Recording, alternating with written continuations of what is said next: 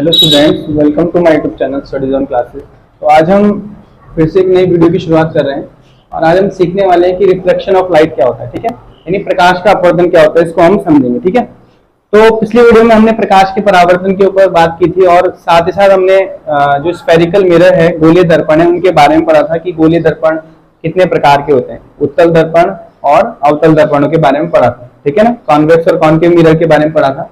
आज हम क्या कर रहे हैं, चैप्टर 10 में जो हमारा फिजिक्स का पहला चैप्टर चल रहा है, लाइट रिफ्लेक्शन एंड डिफ्रेक्शन, प्रकाश का परावर्तन तथा अपवर्तन। इसमें आज हम पढ़ेंगे प्रकाश के अपवर्तन को, यानी रिफ्लेक्शन ऑफ लाइट क्या होता है। ठीक है, तो रिफ्लेक्शन ऑफ लाइट में हम सबसे पहले डेफिनेशन को देख लेते हैं कि रिफ्लेक्शन ऑफ लाइट क्या है, और साथ ही साथ हम रिफ्लेक्शन ऑफ लाइट से इसको कनेक्ट करेंगे कि प्रकाश के परावर्तन और प्रकाश के अपवर्तन में क्या डिफरेंस है, यानी रिफ्लेक्शन और रिफ्लेक्शन में क्या डिफरेंस होता है, इसको हम समझेंगे। ठीक है, तो हमने पिछली वीडियो में प्रकाश का परावर्तन ही समझा है कि प्रकाश का परावर्तन क्या होता है, जिसमें जब कोई प्रकाश की किरण एक माध्यम में ही किसी चमकदार सतह से टकराकर वापस उसी माध्यम में लौट जाती है, इस घटना को प्रकाश का परावर्तन कहा जाता है। ठीक है ना, तो प्रकाश के परावर्तन में जो आने वाली किरण थी वो आपतित किरण और जाने वाली किरण परावर्तित किरण थी, और बीच में हमने क्या लिखा था कि नॉर्मल लिया था, है ना।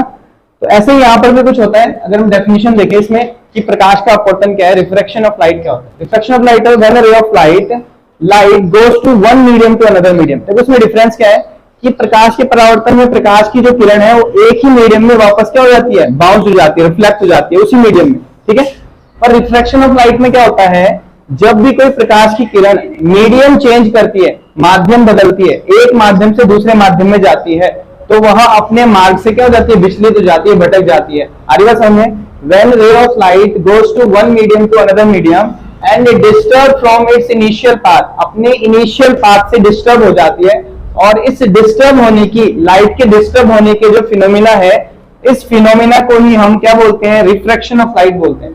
यानी कि जब भी कोई प्रकाश किरण एक माध्यम से दूसरे माध्यम में जाती है तो वह अपने मार्ग से क्या होती है, विचलित हो जाती है, भटक जाती है, यानी कि अपने मार्ग से भटक जाती है, और इस घटना को प्रकाश का अपवर्तन हम कहते हैं। ठीक है, इसको हम बिल्कुल एक डायग्राम की हेल्प से भी समझ सकते हैं।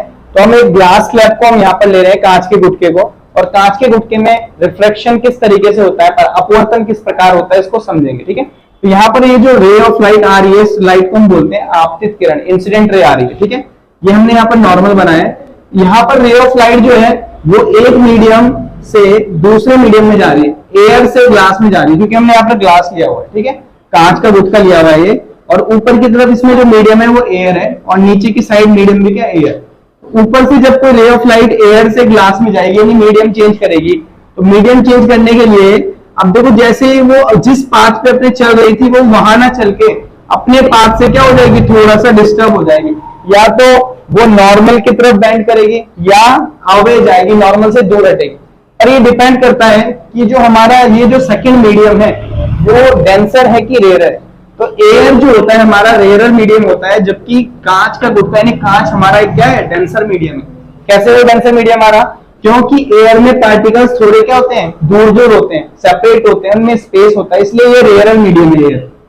और ग्लास जो होता है, कांच जो होता है, वो हमारा डेंसर मीडियम होता है, सघन माध्यम होता है, क्योंकि इसमें पार्टिकल्स जो होते हैं कांच के वो छोटे छोटे होते हैं और वो क्लोज होते हैं। ठीक है, क्लोज होते हैं, जिस वजह से लाइट को चलने के लिए स्पेस कम मिल पाता है, और उतनी तेजी से सफिशिएंटली लाइट हमारी मूव नहीं कर पाती ग्लास में, इसीलिए लाइट की स्पीड स्लो हो जाती है ग्लास में, और वो थोड़ा सा क्या हो जाती है, नॉर्मल की तरफ बेंड होने लगती है। आ रही बात समझ में? तो यही डिफरेंस हमें देखने के लिए मिलता है रिफ्रैक्शन ऑफ लाइट में। आ रही बात समझ में? यानी कि जब भी कोई लाइट अपना मीडियम चेंज करती है, रेयरर से डेंसर में जा रही हो या डेंसर से रेयरर में आ रही हो, तो वो अपने पाथ से डिस्टर्ब जरूर होगी। ठीक है, अब वो डिपेंड करता है कि वो मीडियम जिसमें वो एंटर कर रही है, वो एयर से अगर ग्लास में जा रही है, ग्लास इसके लिए डेंसर है, यानी इसमें पार्टिकल क्लोज है, तो वहां पर उसको चलना थोड़ा कठिन होगा, किसको, लाइट को।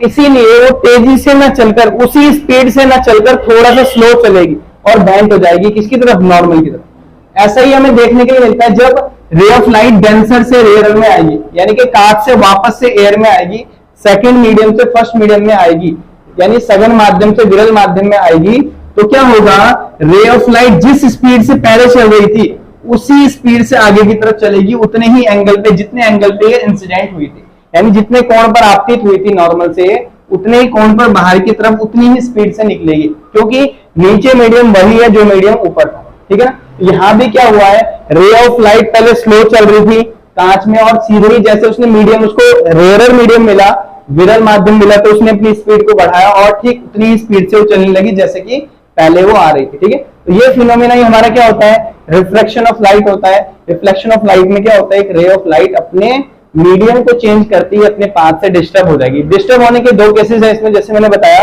एक केस में क्या होता है, तो रेयरर से डेंसर में आ रही हो, विरल से सघन में, तो वो हमेशा विलंब की ओर झुकती है, नॉर्मल की तरफ बैंड हो जाएगी अंदर की तरफ, क्योंकि उसकी स्पीड कम हो जाती है डेंसर मीडियम में। और जब वो रेयर में जा रही हो, रेयर मीडियम में, विरल माध्यम में जा रही हो, तो उसकी स्पीड हमेशा तेज हो जाएगी। आ रही बात समझ में। तो हमने आज क्या समझा, रिफ्लेक्शन ऑफ लाइट को हमने डेफिनेशन से समझा कि अपने लाइट के मीडियम को चेंज करते ही, अपने मीडियम को चेंज करती है, अपने पाथ से डिस्टर्ब हो जाने का फिनोमिना ही क्या कहलाता है, ये रिफ्लेक्शन ऑफ लाइट यानी प्रकाश का अपवर्तन कहलाता है। ठीक है, साथ ही साथ हमने इसको एक कांच के गुटके में अपवर्तन को समझा, ग्लास स्लैब में रिफ्लेक्शन किस तरीके से होता है, रेयर से पहले डेंसर में जाती है, एयर से ग्लास में, रे ऑफ लाइट, और तो बैंड हो जाएगी, स्लो हो जाएगी इसकी स्पीड, और वापस उसी स्पीड से बाहर निकलती है जब कांच से बाहर वापस एयर में आ रही हो। ठीक है ना, और ये ठीक जैसे वाली जो इनिशियल हमारी जो रे थी वो जा रही थी सीधे, ठीक उसी के साथ साथ पैरेलल ये वाली जो रे है ये भी निकलने लगती है। अब इस रे को हम क्या कहें, हमने पिछले परावर्तन में देखा था, परावर्तन में हमने क्या नाम दिया था उसको, रिफ्लेक्शन में।